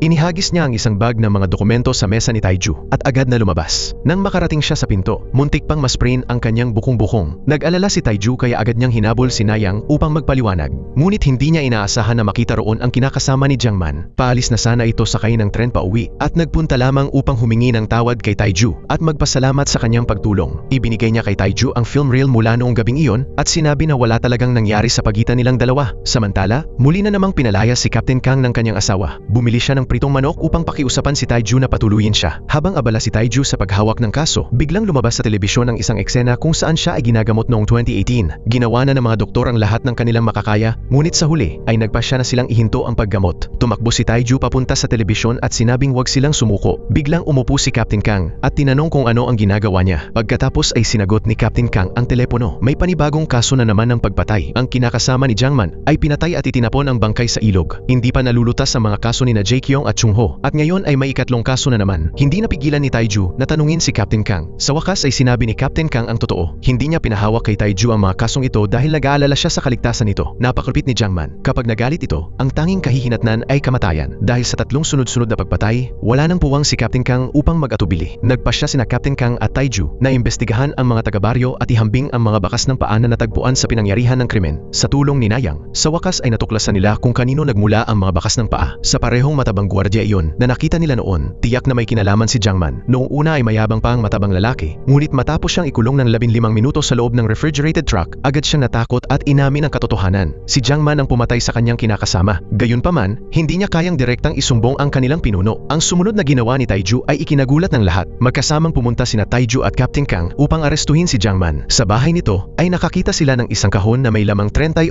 kaliber na baril. Ang mga bakas ng paa sa pinangyarihan ng krimen ay tumugma sa kanya. Inamin ni Jiangman na dumaan siya sa lugar, ngunit sinabi niyang nangingisda lamang siya noong gabing iyon. Ayon sa kanya, wala siyang alam sa pagkamatay ng kanyang kinakasama. Biglang dumating si Department Head Kim. Ipinaliwanag ni Taiju ang buong proseso ng kanilang investigasyon. Si Jiangman ang nag-utos na patayin sina Jaekyong at Chung-ho. Siya rin mismo ang pumatay sa kanyang kinakasama. Nakahanap na rin sila ng mga ebidensya. Ang kailangan na lamang ay hintayin ang resulta ng pagsusuri sa baril. Ngunit ayon sa pagsusuri, walang bakas ng pulbura sa baril, na ibig sabihin ay hindi pa ito kailanman ginamit. Natigilan sina Taiju at Captain Kang. Isang oras na lamang ang natitira bago matapos ang detensyon. Kung wala silang magagawa, makakalusot na naman si Jiangman. Muling napunta sa dead end ang kaso. Habang tinitingnan ni Taiju ang mga gamit ng babae, bigla siyang may naisip. Bigla niyang ibinagsak ang isang baso sa harap ni Jiangman. Ngunit ikinagulat ng lahat, isang baso pala iyon ng alak. Nagtaka ang lahat ng nasa paligid. Pagkatapos ay nagsimulang magsalita si Taiju tungkol sa mga plano ng biktima matapos siyang makauwi. Nais niyang maging isang designer. Ang scarf na suot niya sa leeg ay siya mismo ang nagkulay. Ngunit iyon mismo ang ginamit ni Jiangman upang patayin siya. Sa pagkukulay ng scarf, kailangan ng benzohydroquinone, isang sangkap na ginagamit sa mga dye. Pagkatapos dumikit sa balat ang substansyang ito, kahit hugasan pa ng sabon, ay nagiiwan pa rin ito ng marka. Kapag naman nalagyan ito ng alak, agad na nangingitim ang balat. Sa huli, matagumpay ring nalutas ang kaso. Gayunman, nanatiling hindi pa rin nalulutas ang mga kaso ni na Jaekyong at Chung-ho. Nang gabing iyon, binisita ni Taiju ang kanyang ina. Puno ng mga mapanirang salita at insulto ang nakasulat sa pintuan. Pakiramdam ni Taiju ay wala siyang magawa. Sa sandaling iyon, narinig niya ang boses ng kanyang nakababatang kapatid. May mga batang nambubuli rito. Isang mas matangkad na bata ang biglang lumabas upang pigilan ang mga nambubuli. Agad na tumakbo si Taiju at tinakot ang mga ito hanggang sa magsitakbuhan palayo. Pagkatapos, binilhan niya ng ice cream ang kanyang kapatid at ang batang tumulong. Nang makita ng bata ang kanyang pamilya, nagpaalam na ito. Ngunit hindi inaasahan ni Taiju na ang batang iyon pala ay si Minhyuk, ang mamamatay tao sa kaso ng nail polish. Nagtaka si Taiju kung sino ang mga kapamilyang sumundo kay Minhyuk kanina. Sinundan niya ang mga ito,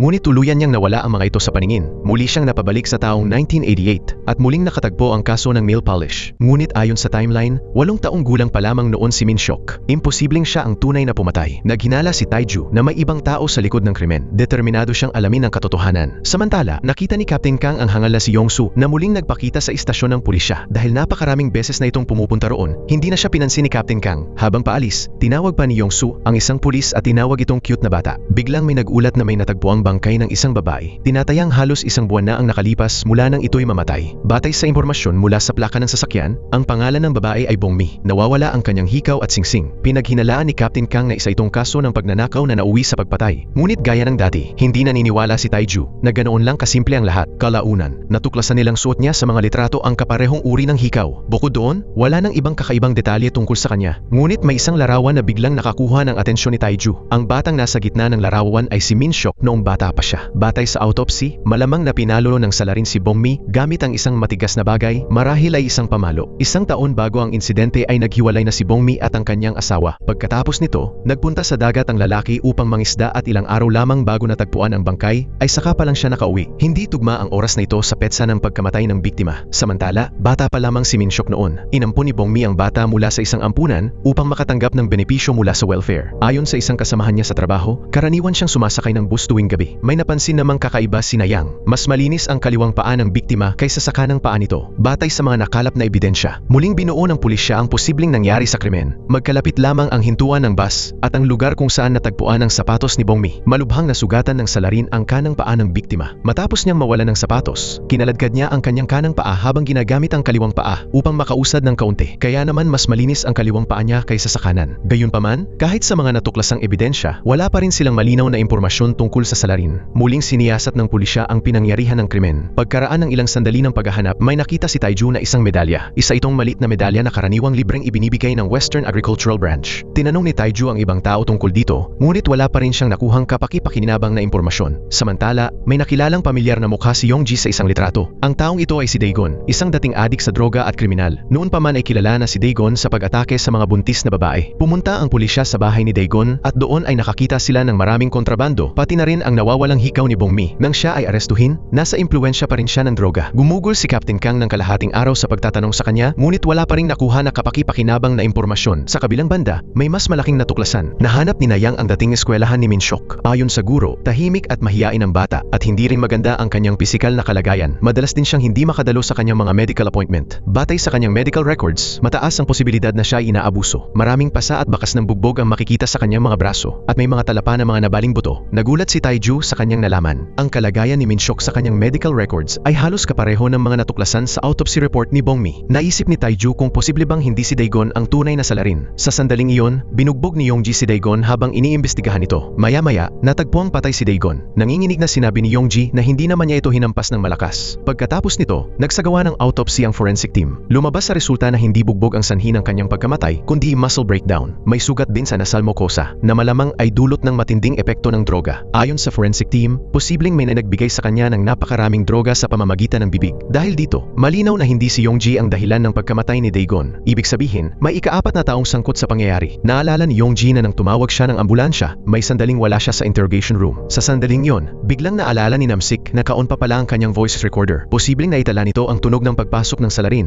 At tama nga, may kakaibang tunog na maririnig sa recording. Nakilala ni Taiju ang tunog iyon ang asthma inhaler. May nakuha silang mahalagang pahiwatig tungkol sa pagkakakilanlan ng salarin. Ngunit nagtataka ang lahat kung paano nakapasok ang tao sa interrogation room. Isang posibilidad ay nasa loob na ng istasyon ng pulisya ang salarin. Agad na lumabas si Taiju upang tingnan ang paligid, ngunit wala siyang nakitang kahina-hinala. Maya-maya, may isang batang lalaki ang tumawag sa kanya. Pagkatapos nito, dumaan sa harap ni Taiju ang bata kasama ang kanyang ama. Sa kabila nito, hindi pa rin nahahanap ng pulisya ang salarin. Dahil dito, nagsimulang maghinala si Taiju sa lahat ng taong nasa paligid niya. Upang patunayang hindi sangkot ang mga miyembro ng kanilang team, inutusan ng hepe ng departamento na si Kim si Taiju na magsagawa ng investigasyon. Dahil dito, pansamantalang sinuspinde sina Yongji at Namsik habang iniimbestigahan. Naggalit sa galit si Captain Kang. Matagal na niyang mga tauhan ng dalawa at lubos siyang naniniwalang hindi sila kayang manakit ng kahit sino. Ngunit ipinaliwanag ni Taiju na upang maiwasan ang negatibong opinyon ng publiko, iyon lamang ang paraan. Tanging sa paghuli ng tunay na salarin, mawawala ang lahat ng hinala. Wala nang nagawa si Captain Kang kundi makipagtulungan kay Taiju. Samantala, pinakinggan naman ni Nayang ang recording mula sa pinangyarihan ng krimen. Sigurado siyang magkakilala si Daegon at ang salarin. Posible ring nakatakas ang salarin sa loob lamang ng maikling oras. Mula sa interrogation room, kailangang dumaan sa mataong pasilyo upang makalabas. Ngunit walang sinuman ang nakakita sa kanya. O baka naman nakita siya ng mga tao ngunit hindi nila inakalang siya ang salarin. Ngunit ang pinakamahalaga ngayon ay mahanap ang taong nagtatago sa loob mismo ng puwersa ng pulisya. Kaya may naisip na plano si Taiju. Biglang nawala ang tanging ebidensya na maaring makalutas sa kaso, ang audio tape. Lumabas na si Yongji, matapos ma-demote, ay palihim na pumasok sa istasyon ng pulisya at ninakaw ang mga recording. Gumawa pa siya ng malaking gulo. Hinabol ni na Captain Kang at Taiju si Yongji upang mabawi ang mga recording. Si Namsik naman, na nasa parehong sasakyan, ay litong-lito pa rin. Ipinaliwanag ni Taiju na nagkita sila ni Yongji noong nakaraang gabi. Sigurado silang susubukan ng tunay na salarin na sirain ang natatanging ebidensya, kaya sinabihan nila si Yongji na nakawin ang mga recording upang mailabas ang salarin. At tulad ng inaasahan, nagpakita nga ang salarin. Bigla nitong inatake si Yongji mula sa likuran at hinampas siya. Nang lumiit ang pagitan nila, gumamit si Yongji ng piraso ng basag na salamin upang saktan ng umaatake at napanatili niya ang ebidensya. Habang nagpapatuloy ang investigasyon, may napansin ang mga pulis ni Taiju na kahina-hinala. Paano nalaman ng salarin na pupunta si Chungho sa istasyon ng tren? Isa lamang ang posibleng sagot. Ang salarin ay isa sa mga pulis na naroon noong araw na yon. Agad na inutusan ni Taiju ang mga patrol officer na hubarin ang kanilang mga uniforme upang tingnan kung may sugat sa kaliwang bahagi ng kanilang katawan. Ngunit wala silang nahanap na kahina-hinala. Kinuwestiyon din ni Captain Kang ang mga pulis na naroon sa pinangyarihan ng krimen ni Chungho. Ngunit wala rin silang natukoy na suspek. Sa sandaling iyon, may isang patrol officer na naghahanda para sa pagbabago ng shift ang nakakuha ng kanilang atensyon. Ang pangalan ng pulis na ito ay Sunho. Abala raw ang isa pang patrol officer noong araw na yon, kaya nagboluntaryo si Sunho na pumalit sa duty. Sa sandaling iyon, tumawag ang forensic team upang ipaalam na ang sample ng dugo ng salarin na nakuha sa basag nabasag na salamin ay tumutugma sa blood type B ni Sunho. Natuklasan din na ang dugo ni Sunho ay may Streptococcus bacteria na isa sa mga sanhi ng sakit sa paghinga. Biglang naunawaan ni Taiju ang lahat. Ngunit isang oras bago iyon, umalis na si Sunho ng mas maaga gamit ang dahilan na masama raw ang kanyang pakiramdam. Lumabas din na ang address na ginamit ni Sunho ay hiniram lamang mula sa ibang tao. Dati pala siyang riot police officer. Ang trabahong iyon ay nangangailangan lamang ng simpleng interview upang agad makapagsimula sa trabaho. Sinmantala ni Sunho ang butas na ito sa sistema upang makapasok sa istasyon ng pulisya. Nagalit ng husto si Captain Kang. Nasa tabi lamang pala nila ang salarin. Ngunit hinayaan pa nilang makatakas ito ng ganoon kadali. Muli na namang napunta sa dead end ang kaso. Bago pa man makabawi ang lahat mula sa pagkabigla, bigla namang nawala si Nayang. Noong araw na iyon, mag-isa si Nayang sa library. Biglang lumitaw si Sunho mula sa likuran at tinakpan ang kanyang bibig. Nagpumigla si Nayang ngunit hindi siya nakawala. Tahimik siyang kinaladkad ni Sunho palabas nang walang nakapansin. Nang maglaon, natagpuan ng pulisya ang notebook na naiwan ni Nayang na naglalaman ng address ng salarin. Bukod doon, wala na silang ibang impormasyon. Naalala ni Taiju ang nangyari noong 2018 nang hinahanap niya ang kanyang dating kasintahan. Noon, papasok na sana siya sa isang dalawang palapag na bahay sa address na 427. May nakasabit na krus at kampana sa pinto. Nahulaan ni Taiju na naroon si Nayang kaya agad silang nagtungo roon ni Captain Kang upang hanapin siya. Ngunit kahit matapos ang ilang oras na paghahanap, hindi pa rin nila makita ang salarin o si Nayang. Humingi si Taiju ng karagdagang impormasyon sa mga tauhan ng Records Department. Lumabas na noong 1988, sina Hayang at Sunyang ay naglunsad ng programa upang mangalap ng mungkahi ng pangalan mula sa publiko. At sa katunayan, si Sunyang ay si Hayang din. Biglang nagliwanag ang lahat sa isip ni Taiju. Sa wakas, natagpuan niya ang bahay kung saan nakakulong si Nayang. Nang mailabas niya ito, nakita niyang nakaupo si Minshok sa hagdan. Kalaunan, nalaman nilang ang tunay na suspek ay ang nakatatandang kapatid ni Minshok na si Yongsu. May isa pa silang ate. Ngunit pumanaw na ito ilang taon na ang nakalipas. Hindi alam ni Minshok kung saan nagpunta ang kanyang kuya. Ang sabi lang niya ay may pinuntahan ito. Inutusan ni Captain Kang ang team na masusing imbestigahan ang koneksyon ni Jaekyong at Minshok. Namatay sa sakit ang nakatatandang kapatid na babae ni Minshok. Hindi nagtagal pagkatapos nito, nasunog ang kanilang bahay. Pagkatapos ay nawala si Yongsu sa loob ng 3 taon. Muli lamang siyang lumitaw nang mangyari ang nail polish case. Habang iniimbestigahan ng lahat ang mga tawag sa telepono, napag-alaman nilang madalas tumawag si Yongsu sa isang welfare institution. Lumabas din sa investigasyon na doon din nagtrabaho si Jaekyong bilang nurse, bagaman sandali lamang. Ang tanging koneksyon nila ay ang welfare institution. Iyon lamang ang kasalukuyang pahiwatig. Samantala, may isa na namang naganap na pagpatay. Ang biktima ay si Chief Park ng Police Department. Ang sugat sa ulo na naging sanhi ng kanyang kamatayan ay kapareho ng kay Bongmi. 8 araw na siyang nawawala bago siya natagpuan. Bago siya mawala, sinabi niyang kailangan niyang hanapin ang isang taong tinatawag na cute kid. Inakala ng kanyang mga kasamahan na palayaw ito ng isang babae. Ngunit naalala ni Taiju na minsan ay tinawag ni Yongsu ang isang pulis na cute kid. Unti-unting lumilinaw ang katotohanan ng kaso. Lahat ng pahiwatig ay tumuturo sa welfare institution. Nang makita ni Yongsu ang larawan ng isang pulis, sinabi niyang mabuti raw ang pakikitungo sa kanya ng taong tinatawag niyang cute kid. Ngunit bigla siyang nagalit nang makita ang larawan ni Jiha. Noong nagtatrabaho si Jiha sa welfare institution, masama raw ang kanyang ugali. Madalas niyang pilitin ang mga pasyente na uminom ng sleeping pills. Tinatawag niya si Yongsu na cute little kid. Ginagamit pa niya ang sarili niyang mga gamit upang lagyan ng makeup at nail polish ang mga pasyente. Siya ang naging pinagmulan ng krimen. Ang 3 taon na ginugol ni Yongsu sa institusyon ay siya ring 3 taon na nawawala siya. May koneksyon din si Department Head Park kay Yongsu. Noong 1988 Olympics sa South Korea, nagsagawa ang pamahalaan ng malawakang city cleanup. Maraming batang palaboy ang sapilitang dinala sa mga ampunan. Ang lahat ng biktima ay direktang konektado sa welfare institution na iyon. Noong mga panahong iyon, nalaman ni Nayang sa kanyang investigasyon na ang huling tawag ni Yongsu ay sa direktor ng institusyon. Sa oras na iyon, ang direktor ay nag-host ng isang party sa isang hotel. Naramdaman ng lahat na may hindi magandang mangyayari. Nagkunwari si Yongsu na isang waiter at binaril ang direktor hanggang sa mapatay ito. Matapos ang isang habulan, binaril ni Department Head Kim si Yongsu mula sa likuran. Ngunit hindi inaasahan ng lahat na bigla itong tumalon sa ilog. Sinubukan ni Taiju na iligtas siya. Dahil dito, pareho silang nahulog sa tubig. Sa wakas ay nalutas ang kaso ng sunod-sunod na pagpatay. Ngunit napakasakit ng kwento sa likod nito. Dumaan sa matinding paghihirap ang kanilang pamilya kaya naiwan sina Minshok at Yongsu na ulila. Pagkatapos noon, naranasan pa nila ang pang-aabuso ng lipunan na naging dahilan upang magkaroon si Yongsu ng antisocial na personalidad.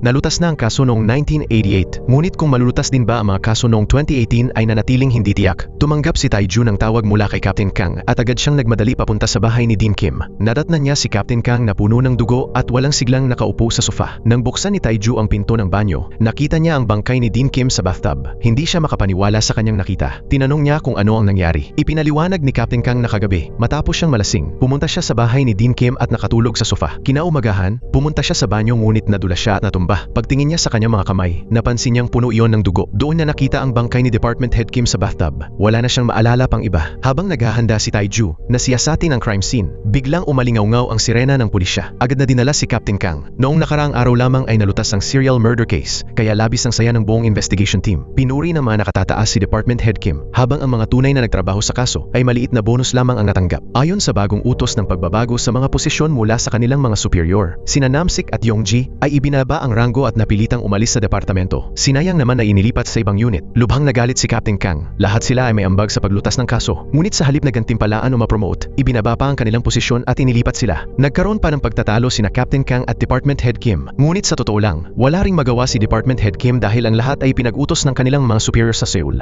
Ang dapat sana'y selebrasyon ay nauwi sa isang pamamaalam. Nalasing si Captain Kang at malakas na ipinahayag na gusto niyang singilin si Department Head Kim. Kalaunan, nagising si Captain Kang sa mismong crime scene at naging pangunahing suspect sa pagpatay kay Dean Kim. Sa araw ding iyon, agad nagpadala ang Seoul ng bagong Dean upang pumalit. Ang kanyang pangalan ay Chang Jung at dumating siya upang imbestigahan ang kaso ni Dean Kim. Naramdaman ni Taiju na may mali sa nangyayari. Ayon sa autopsy, ang sanhi ng pagkamatay ni Dean Kim ay basag na bungo. Natagpuan din sa lugar ang fingerprints ni Captain Kang. Batay sa autopsy report, namatay ang biktima bandang alas 4 ng madaling araw. May saksi rin na nakakita kay Captain Kang malapit sa bahay ng biktima bandang 3:30 ng umaga at narinig pa raw itong nagsasabing gusto niyang maghiganti. Dahil sa dami ng ebidensya at mga saksi at dahil hindi rin maalala ni Captain Kang ang nangyari, naging napakaseryoso ng kaso. Kaya sa ngayon, kinailangan muna nilang ikulong si Captain Kang. Habang inililipat siya, ginamit ni Captain Kang ang dahilan na kailangan niyang magbanyo upang malinlang ang batang pulis na nagbabantay sa kanya at mapatanggal ang posas. Pagkatapos nito, pinatumba niya ang 2 pulis, ninakaw ang sasakyan at tumakas. Hinagilap siya ng buong departamento ng pulisya, ngunit wala silang natagpo ang bakas niya. Nang umuwi si Taiju, natuklasan niyang nagtatago si Captain Kang sa kanyang bahay. Mas nahimasmasan na si Captain Kang at nagsimula siyang makaalala ng ilang pangyayari. Ayon sa kanya, kagabi habang kalahating may malay, naaalala niyang may isa pang tao sa bahay. Upang linisin ang pangalan ni Captain Kang, nagpa siya si Taiju na lihim na mag-imbestiga. Tulad ng inaasahan niya, may nakita siyang marka ng paso sa kanang binti ni Professor Kim. Pagpasok niya sa banyo, napansin niyang nakabukas ang gripo. Sadyang iniwang bukas ito ng killer upang ibabad sa mainit na tubig ang katawan. Sa ganitong paraan, mababago ang bilis ng paglamig ng bangkay at magkakamali sa pagtukoy ng oras ng kamatayan. Ibig sabihin, nang dumating si Captain Kang sa bahay ni Professor Kim, patay na ito. Ayaw din ni Captain Kang na madamay ang iba pang miyembro ng kanilang team, kaya humingi siya ng tulong sa kanyang mentor. Lumabas na si Woojin ay dating kriminal na investigador at naging nakatataas din ni Captain Kang. Napakabuti ng kanilang relasyon, kaya nang malaman ni Woojin na maling pinaratangan ang kanyang estudyante, agad siyang kumilos upang tumulong. Naghiwa-hiwalay ang tatlo upang magsagawa ng kani-kanilang aksyon. Bago umalis, iniwan ni Woojin ang susi ng bahay sakaling kailanganin ito ni Captain Kang. Samantala, natunto ni Yongji ang isang magnanakaw na dalubhasa sa pagpasok sa mga bahay at pagnanakaw. Ang trabahong ito ng magnanakaw ay maghatid ng gas, kaya pamilyar siya sa mga kalsada at madali siyang nakakapasok sa mga bahay ng ibang tao. Bukod pa roon, siya rin ang taong nagnakaw ng gintong pagong na may nakaukit na pangalan ni Dean Kim. Pumunta ang tatlo sa bahay ng suspek. Binantayan ni na Yongji at Namsik ang pinto. Samantala, si Taiju ay pumasok mag-isa upang mag-imbestiga kung sakaling makatakas ang magnanakaw. Hindi inaasahan ni Taiju na makita si Woojin sa loob ng bahay. Sa mismong sandaling iyon, umuwi ang suspek at nakita ang 2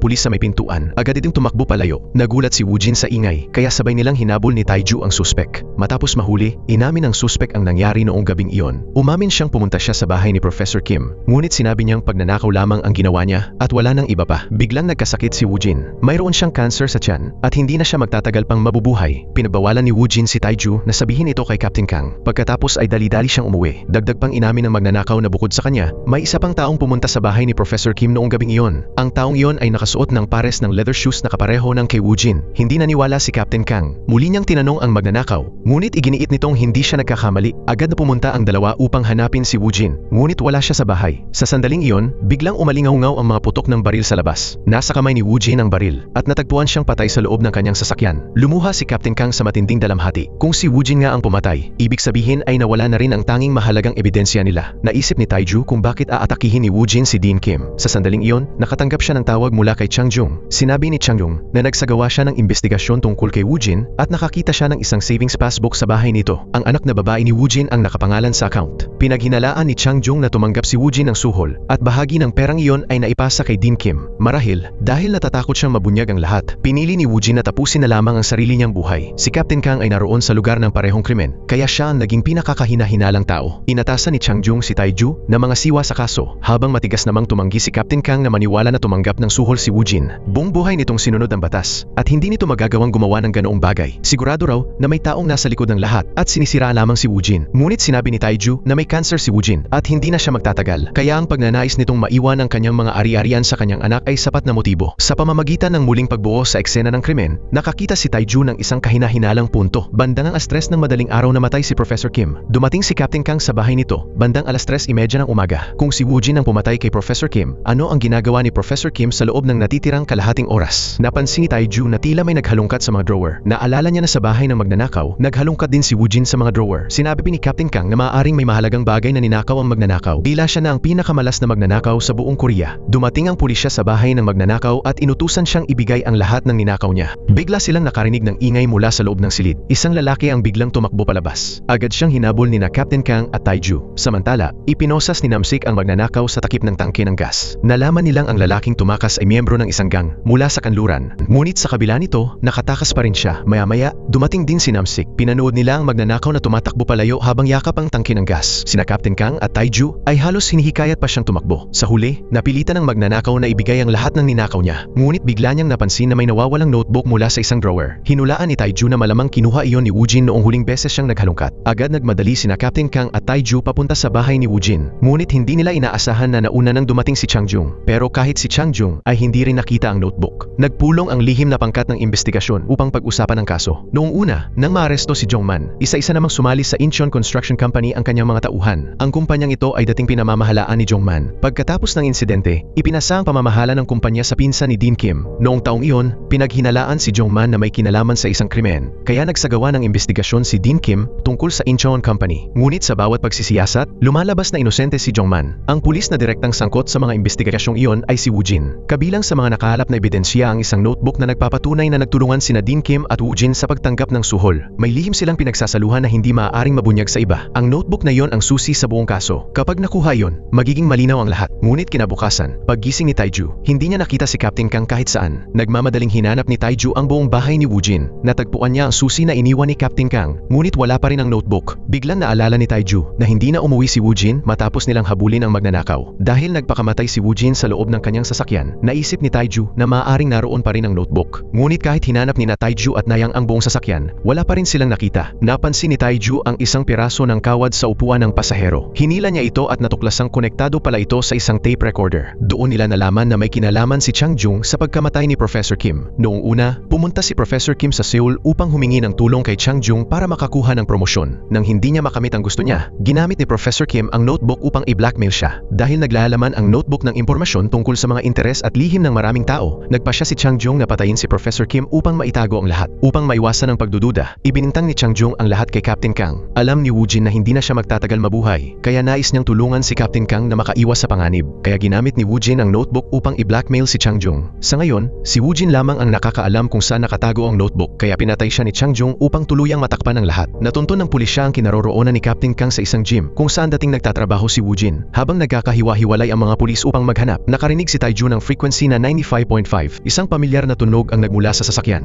Ang taong lumabas mula roon ay isang miyembro ng Western Gang. Nagkaroon agad ng suntukan ang dalawa. Bigla namang umalingaw-ngaw ang sigaw ni Nayang sa walkie-talkie. Sinabi niya kay Taiju na mabilis na humingi ng backup dahil inaatake sila ng Western Gang at malapit na silang matalo. Agad na tumakbo si Taiju papunta sa kinaroroonan ni Nayang. Biglang isa-isang namatay ang mga ilaw sa kisame at pagkatapos ay may sumilaw na napakalakas na puting liwanag. Nagising si Taiju nang biglaan sa isang kama sa ospital noong 2018. Matapos ang isang buwang gamutan, nananatiling napakahina ng katawan ni Taiju at magulo pa rin ang kanyang isip. Si Dr. Jang, parehong doktor na karaniwang nakikipag-ugnayan kay Taiju noong 1988, siya rin ang pangunahing doktor ni Taiju. Maayos na naisagawa ang operasyon sa kanyang utak, ngunit araw-araw pa ring nag-aalala ang ina ni Taiju. Ibinuo niya ang lahat ng lakas niya sa pag-aalaga sa kanyang anak, kaya labis siyang pumayat. Matapos ang matagal na panahon, unti-unting bumalik ang kamalayan ni Taiju. Ngunit ngayon ay labis siyang nalilito. Iniisip niya kung talagang nakabalik siya mula 1988 o kung nananatili pa rin siyang nasa isang panaginip. Ang dating kasintahan ni Taiju ay nawala bago siya naglakbay pabalik sa nakaraan. Habang nasa koma si Taiju, matagumpay siyang nailigtas. Ngunit ang salarin sa nail polish case ay hindi pa rin nahuhuli. Umabot na sa siyam ang bilang ng mga kaso na may kaugnayan sa nail polish. Nagsimulang magduda ang mga tao sa kakayahan ng pulisya. Nang hindi na nag-atubili pa, agad na sumali si Taiju sa investigasyon ng pangkat ni Shoyun. Sa bawat krimen na ginagawa ni Minshok, palagi siyang nakakatakas at agad na nawawala o nasisira ang ebidensya. Ito rin ang eksaktong sitwasyon bago naglakbay si Taiju pabalik sa nakaraan. Noong panahong iyon, nadiskubre ni Taiju na isinasakay si Minshok sa isang kotse. Patuloy pang iniimbestigahan ang mga detalye tungkol sa sasakyang iyon. Ayon sa kutob ni Shoyun, siguradong may kasabwat si Minshok. Sinabi ni Taiju na ang baril na itinapat sa kanyang ulo ay isang lumang 38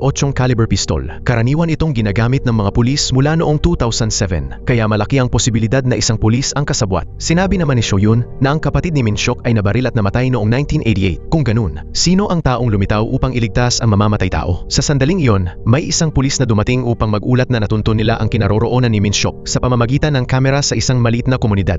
Natagpuan ng pulisya ang ika-10 biktima sa isang motel. Buti na lang buhay pa ang babae. Narinig ni Taiju ang kaguluhan sa ibaba at naisip niyang hindi pa nakakalayo si Minshok, kaya agad niyang hinabol ang kriminal. Matapos ang matinding pakikipagbuno, sa wakas ay nahuli ni Taiju ang salarin. Pagbabalik sa istasyon, sinabi ni Taiju kay Minshok na kahit nakaranas siya ng trauma noong bata pa siya at maraming kamalasan sa buhay, mali pa rin ang ginawa niyang pananakit at pagpatay sa ibang tao. Ang pinakamahalagang gawin ngayon ay hanapin ng pulisya ang taong nasa likod ng kanyang mga krimen. Sigurado si Taiju na ang taong iyon ay nasa loob mismo ng hanay ng pulisya. Habang nagsasalita si Minshok, may napansin si Taiju na kakaiba. Naghinala siya na malamang ay buhay pa ang kapatid ni Minshok. Ngunit ayon sa mga record noong 2018, ang taong iyon ay isang pugante. Mas lalong naging kakaiba ang sitwasyon dahil ang direktor ng isang welfare institution ay nabaril at napatay noong 2008. May natagpuan bakas ng tetraethyl lead sa damit ng direktor at ang bala na natagpuan sa pinangyarihan ng krimen ay 38 caliber din. Ipinahihiwatig ng mga palatandaang ito na buhay pa si Yongsu. Sa oras ding iyon, natagpuan na rin ng pulisya ang sasakyang ginamit ni Minshok sa pagtakas. Ngunit iniulat na itong hindi na ginagamit sa loob ng mahigit isang buwan. May natagpuan ding bakas ng tetraethyl lead sa loob ng kotse. Naramdaman ni Taiju na may mali sa sitwasyon, kaya agad na nagtungo ang buong grupo sa sasakyan. Pagpasok nila, nakita ni Taiju ang isang bakanteng kahon ng asthma inhaler sa mesa. Ayon sa may-ari ng repair shop, pag-aari iyon ng isang lalaking nagngangalang Mr. Kim. Agad na hinabol ni Taiju ang sospek. Sa wakas, nahuli niya ang taong bumaril sa kanya noon sa eskinita. Siya pala ay si Yongsu, ang nakaligtas na nakatatandang kapatid ng kriminal na si Minshok. Lumabas na matagal nang namumuhay si Yongsu gamit ang isang peking pagkakakilanlan. Sa wakas ay matagumpay na nalutas ang kaso. Ngunit hindi pa rin mapakali si Taiju. May isang bagay pa siyang nais linawin. Talaga bang nakabalik na siya sa 2018 o nananatili pa rin siyang nasa isang panaginip? Pagkatapos nito, nagmaneho si Taiju papunta sa West Police Station. Pamilyar ang lugar, ngunit may kakaibang pakiramdam. Para bang naririnig pa rin niya si Captain Kang na sumisigaw sa kanya mula sa likuran. Nag-uusap sina Yongji at Namsik. Hindi nagtagal, iniulat sa telebisyon na opisyal nang isinara ang nail polish case. Brutal na pinatay ni Minshok ang 9 na tao. Hinatulan siya ng kamatayan, habang si Yongsu naman ay hinatulan ng habang buhay na pagkakabilanggo.